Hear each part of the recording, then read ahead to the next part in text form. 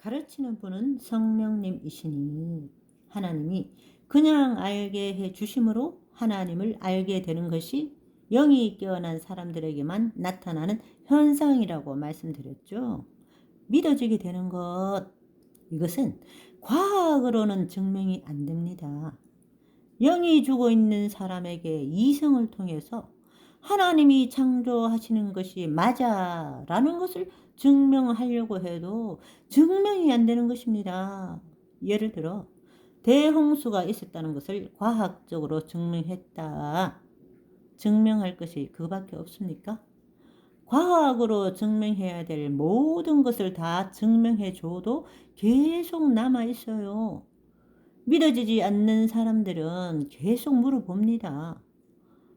아니, 지금도 홍수 나는 것은 많지 않아요? 대홍수 날 수 있죠. 그걸 하나님이란 분이 했다는 증거가 어디 있습니까? 무지개요? 아니, 빛의 스펙트럼으로 생기는데요. 사람이 죽으면 끝이지 뭐가 있다는 거예요? 이러는데 하나님의 존재 자체를 어떻게 증명할 겁니까? 이성으로는 불가능하다는 겁니다. 그러니까 그런 것들을 통해서 역사적 사료와 이런 걸로 전도하는 것이 아닙니다. 전도는 뭘로 한다고 그랬죠? 복음으로 미련해 보이는 사도들의 선포, 설교로 전도하게 하시는 것을 사도행전 1장 21절 하나님의 지혜에 있어서는 이 세상이 자기 지혜로 하나님을 알지 못하므로 하나님께서 전도에 미련한 것으로 믿는 자들을 구원하시기를 기뻐하셨도다. 하나님이 기뻐하셨다. 왜요? 그래야 하나님이 하시는 거라는 것을 알게 되기 때문이에요. 그냥 믿어줘요. 어느 순간부터 내가 죄인이라는 것을 알게 됩니다.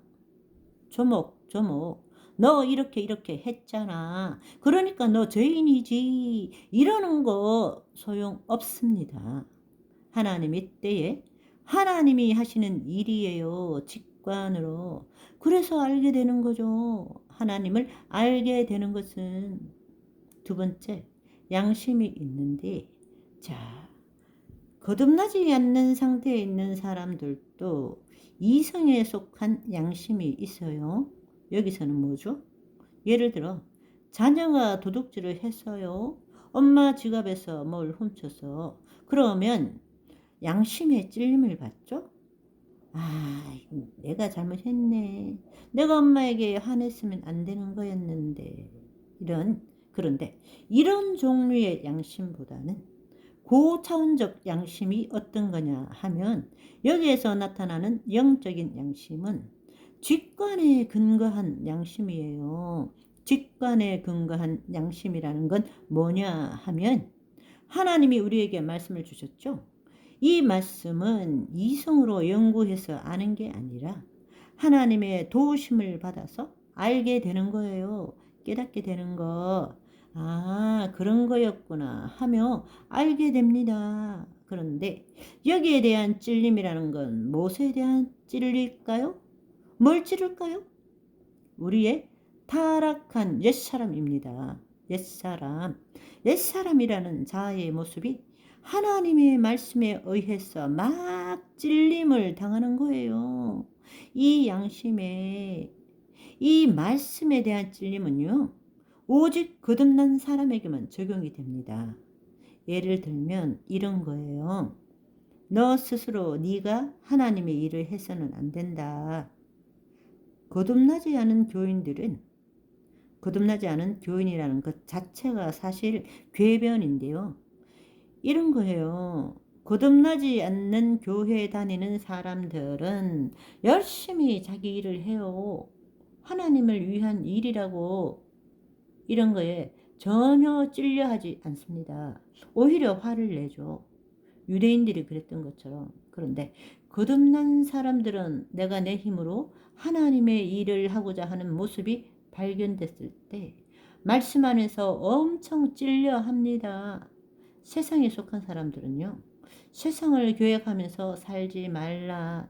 네가 계획하면서 살지 마라. 이런 거 이해하지 못해요. 할 수도 없어요. 그런데 거듭난 사람들은 내가 계획하고 내가 정해놓은 대로 우리 자식이 따라오기를 추구하고 있는 내 모습 속에서 크게 정죄감을 느껴요. 아, 내가 잘못됐구나.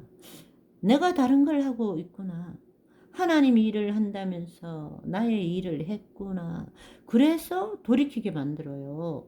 돌이키게 만드는 과정 가운데 나타나는 결과가 바로 예배입니다. 자, 이게 왜 예배냐 하면 양심에 의해서 뭐가 찔림을 받는다고요? 옛사람. 그러면 어떻게 해요? 옛사람이 막 찌르면 어떻게 돼요? 상하죠? 하나님께서 기뻐 받으시는 것은 번제와 속죄물이 아니라 상한 심령이다. 그렇게 이야기합니다. 자, 말씀에 의해서 깨닫게 해주신, 말씀에 의해서 양심의 찔림을 받아 옛사람을 다시 하나님께 올려드리는 것, 자기를 부인하는 것, 그것이 예배입니다. 이게 영적인 예배예요. 그런데 여러분, 영이 죽어 있는 사람은 그러면 예배를 드릴 수 있어요? 없어요? 없죠. 이런 거 못하죠. 이런 것을 못하니까 뭐랍니까? 일요일 11시에 다 같이 모여서 그 시간에 1시간을 치르는 걸로 예배라고 이야기하는 거예요. 그래서 영이 죽어 있다라는 것은 이거 자체가 다 안 된다는 거예요. 그러니까 영이 죽어 있는 사람들을 보세요. 대표적인 게 뭐예요? 일단 말씀을 안 봅니다. 알고자 하지도 않아요. 열심히 자기 일만 합니다. 설교에, 본질적 설교에 있어서 찔림을 전혀 받지 않죠. 그러니까 예배를 드릴 수 없어요. 영적인 부분이 제거된 거죠. 그리고 뭘 합니까? 이성으로 돌립니다. 거기다가 감정적 요소를 섞는 거예요. 이거 이성으로 한 거를 돌리려니까 의지적으로 거기다 채우는 거예요. 그래서 열심히 해야 된다. 이 안에서는요, 혼적으로 한 거는요, 이런 걸로 돌아가는 것은 하나님이 받는 것이 없습니다.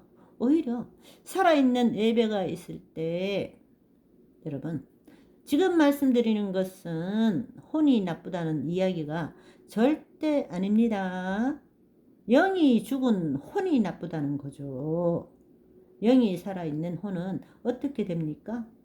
영이 혼을 지배하게 되면 이 부분은 또 길어지니까 다음 시간에 말씀드리기로 하고 오늘은 여기까지. 내가 주인 삼은 모든 것 내려놓고 내 주 대신 주 앞에 나가 내가 사랑했던 모든 것 내려놓고 주님만 사랑해.